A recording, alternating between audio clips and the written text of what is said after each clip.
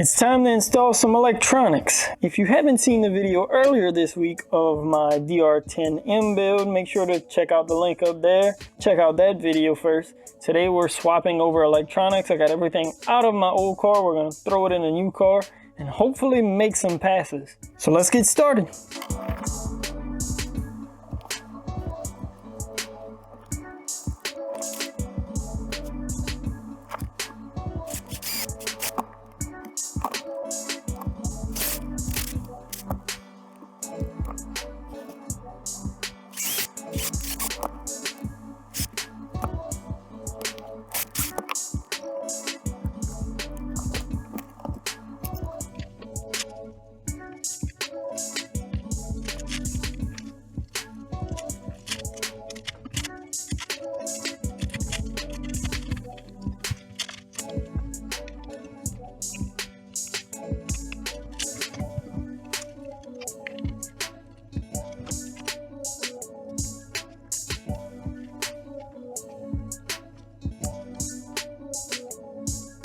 I took some time and got all of the wiring cleaned up. I have to say this is probably one of my best wiring jobs to date.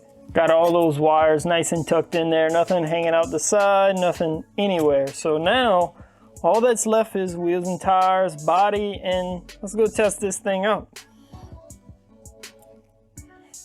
I spent all that money on them, so I'm definitely going to be reusing those SSD wheels. These are the same tires that came off of my old car. The rear wheels though, we're going to use the same wheel, but I had to replace the tires. If you follow me over on Instagram, you saw that I actually had a slit in one of my reactions. So I went to pick up some new tires, was searching over on A-Main where I get the majority of my parts from, and they were out of stock in a lot of the reactions. Had a lot of people talk to me about these Drag Race Concepts tires, the DR30 compound, so I'm giving these a shot today. I'm gonna throw them on the car just to get a feel for the ride height and throw the body on the car and stuff, but I still need to get these prepped. I'll have to condition them, get them nice and ready to accept that tire prep, and we'll probably make a couple of soft hits without tire prep to make sure the car's tracking straight and getting all the little bitty kinks worked out first, and then we'll go ahead and prep the tires and see what it's got in it. I wanted to point out that the wheel nuts are actually in the spare parts bag, along with some body clips if you don't have none and need some for this car. So I'll get all that mounted on. We're gonna go for a little bit of testing, get some footage of the car, and I'm gonna come back and talk about my initial impressions of the car.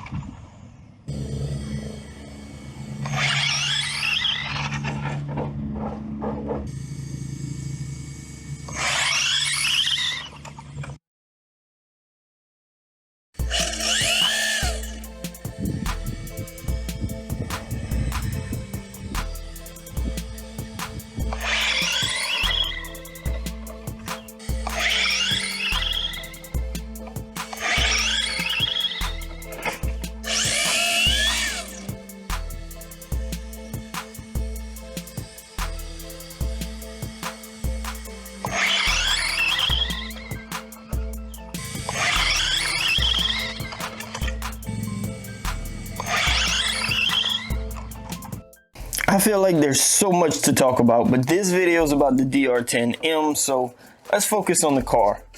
Being that this was a brand new car, I went in the ESC and basically reset my DRK profile back to normal. I was running the 3.5 low traction profile. It didn't change anything but the throttle punch. I dropped that down to about 7% and just ran with it. That very first pass was very straight, very smooth, and was like, okay, let's put some more power to it. And after that, you saw I kind of struggled a bit. I was a little worried. You could probably see those dark clouds in the background. I knew the rain was coming and just didn't have a lot of time to get the car worked out like I wanted. So yeah, you just saw me struggle and overpower the road there. The next day I came out and kind of backed off a little bit and restarted and was really impressed. I hit that first pass and just slowly improved from there. The car was relatively straight. I mean, sure, I did have to drive it here and there, but nothing crazy. The car wasn't spinning out. I find this car is 10 times easier to straighten out than my old car was.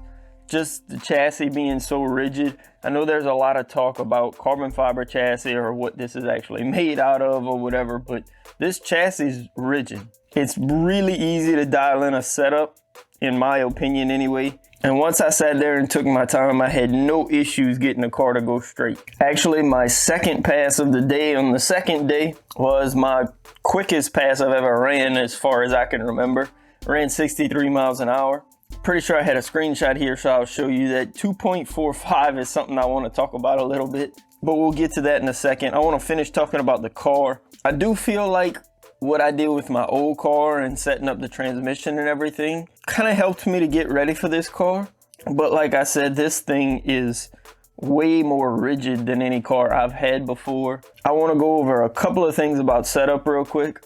For one, the rear camber in the factory settings, the way they set up the pivot balls on the rear carriers as well as the links, that rear camber is just way too narrow. I don't think narrow is the correct term, but it's set up with some negative camber, and you kind of think about the way the suspension works, and I played around with it a little bit. The contact patch of the tire was never completely on the ground with the way that was set, so I went ahead and kind of set it closer to 0. I didn't use any fancy instruments or nothing like that. I literally used a spray can and just set it closer to 0 and did that throughout the suspension movement. So when it was at rest, when it was fully compressed, actually when it was unloaded as well, just try to get it as close as it could be to 0 throughout the whole movement of the suspension. Speaking of that, I want to point out these links I find are kind of hard to adjust. Now, in the manual, it does say to put some grease on the threads when building them. It makes it easier.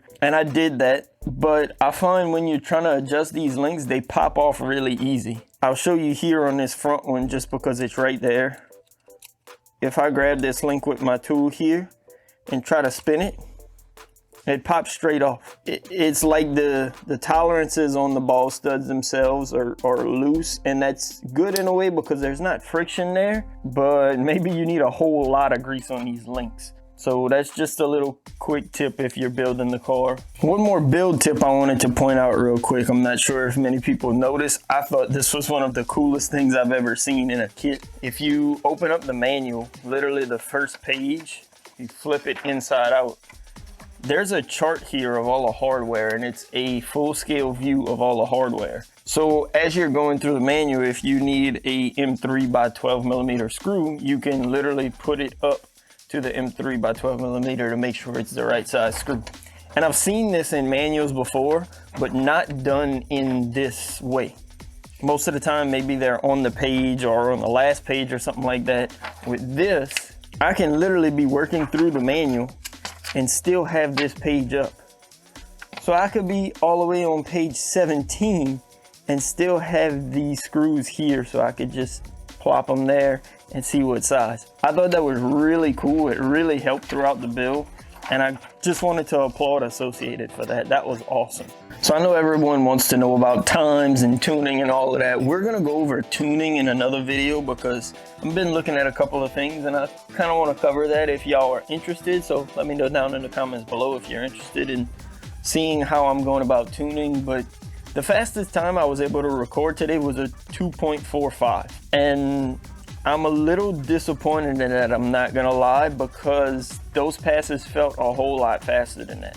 I'm almost wondering, and I'm not making any excuses here, I know everyone thinks they're fast and they like to make these crazy claims, but like the first pass that I hit 63 miles an hour, the car ran 2.45 seconds. I went back, cleaned off my tires, prepped them, and while my battery was topping off, I did some tuning adjustments and looked at the incremental data from the GNSS Performance Analyzer and saw where I could maybe get a little bit more power in here and there and see where the car could maybe take some more. I went make another pass, which seemed even straighter. The car seemed faster, so I was excited. get the car back, and again 2.45, this time at 61 miles an hour. And I'm thinking, well, okay, I lost something somewhere. Well, I go look in the incremental data, and I actually gained everywhere. I was running more mile an hour at the 2.2, 0.4, 0.6, 0.8 second range, and actually gaining mile an hour quicker. My G-forces were higher.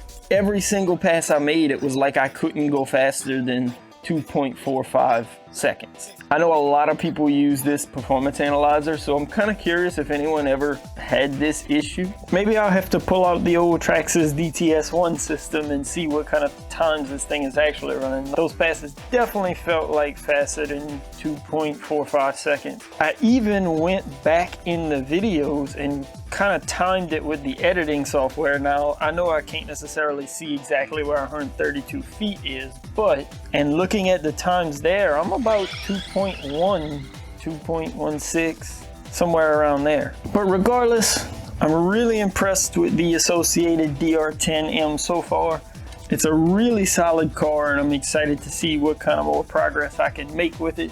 We have a lot more to talk about, including the tires, the performance analyzer, tuning, all of that good stuff, but that'll be it for this video. Make sure to leave a like down below if you enjoyed it. Let me know in the comments down below, of course, what you think about the DR10. If you have any information on that performance analyzer, what can I do to make this car go faster? As always, I love reading through y'all comments. Subscribe if you're ready to see more with the DR10M. Let me know what kind of drag racing videos you like to see. Do you like to see like the in-between type of stuff?